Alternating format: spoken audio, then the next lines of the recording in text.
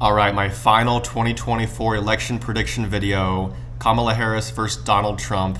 And I'm doing this in October because I think it's kind of dishonest to do it very close to the election. You know, you get a lot of data coming in from early voting, voter registration, mail-in ballot requests. You know, in 2020, about a week before the election, it was pretty clear Trump would win Florida just based on the early vote numbers and the exit polls, registration stuff. I'm doing this now to do the completely honest, gun to my head prediction video without any data, any numbers. We're doing this completely honest, independent, the final election prediction video. I think people are done with this election. You know, it's dragged on for 2 years. I was following this in 2022 after the midterms when Trump announced he was running. You had Kanye West running a little campaign back then. And then Biden announced his re-election bid in 2023. We had RFK Jr. polling pretty well. Vivek Ramaswamy was polling 12% in the GOP. And of course, Ron DeSantis was the favorite to win the presidency. And then Trump surged. Biden had that bad moment in February, I think, with the investigation or whatever. And it came out he was, an elderly man with a bad memory. They did the debate in June, the test run. Biden failed that and he dropped out. It was a crazy summer. I think people are just done with the election now. It's gone on for so long, so much has happened, and we want to get to the voting booths and finish this thing off once and for all.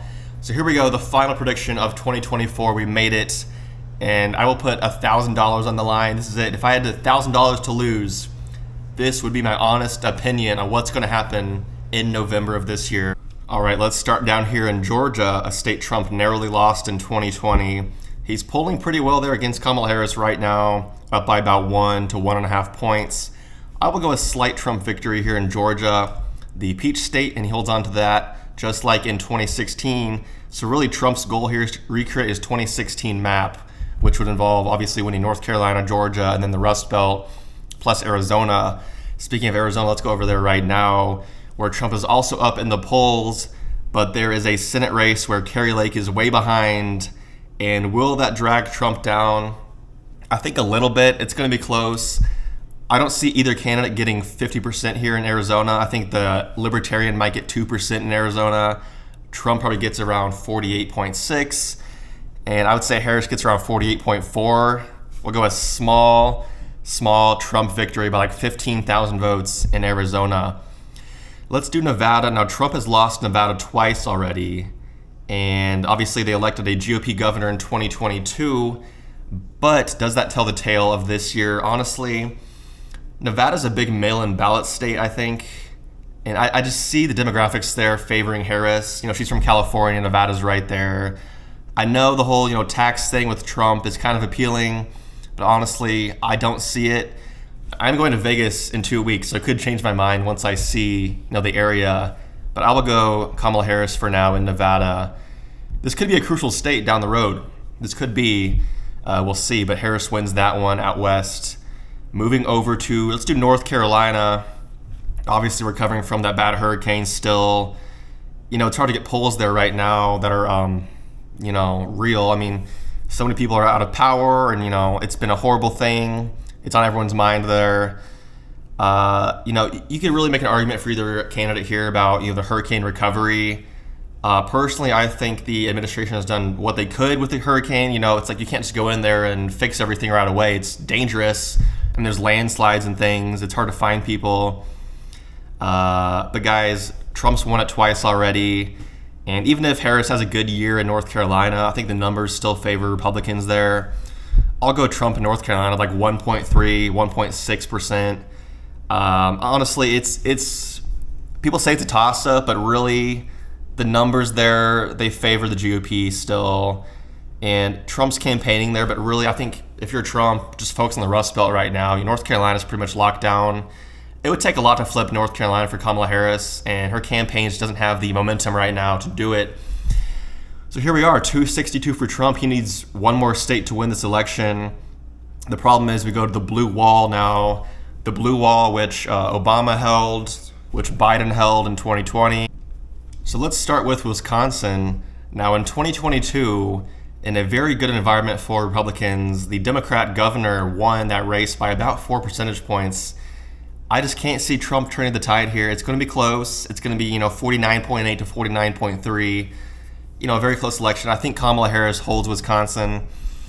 I think economically it kind of leans Democrat still, and she has some appeal there with the manufacturing and union jobs.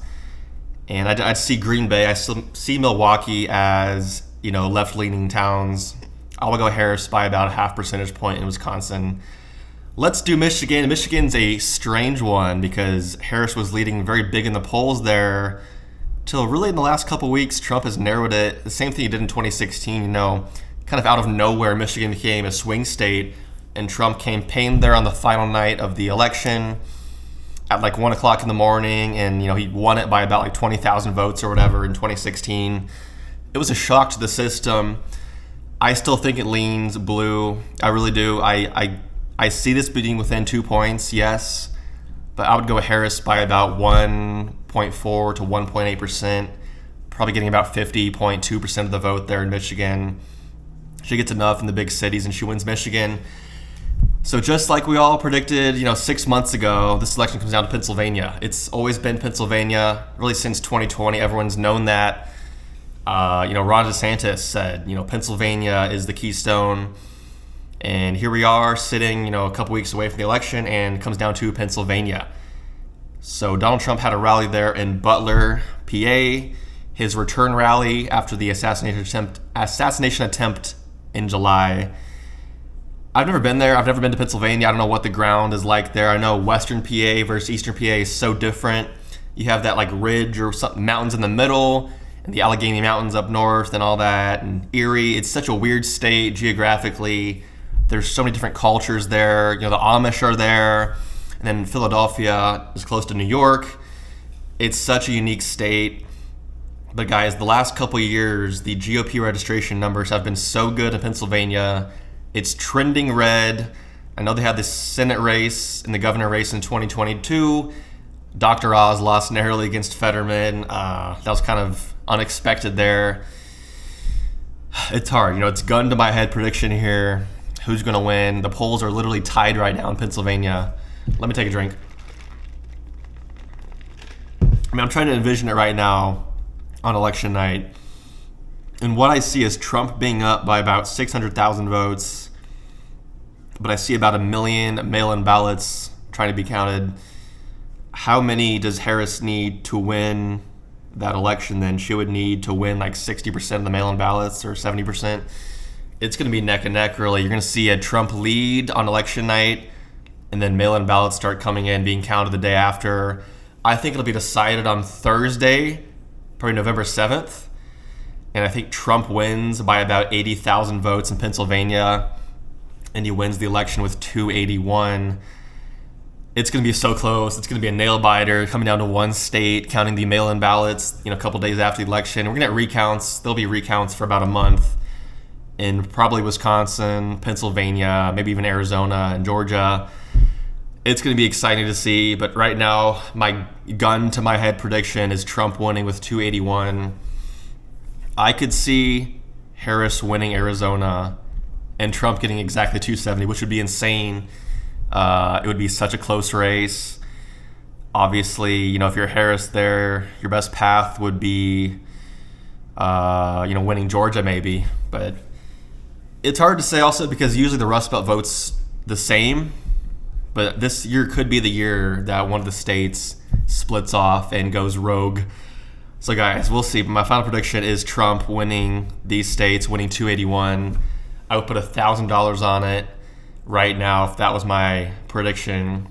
So that's it. That's my final video of the 2024 election. I'll probably do one after the election just to do a recap of my predictions. I'll link my other predictions between Trump and Harris below in the description from a month or two ago. But guys, that's it. Thanks for watching, and I'll see you guys next election cycle. So thank you. Bye.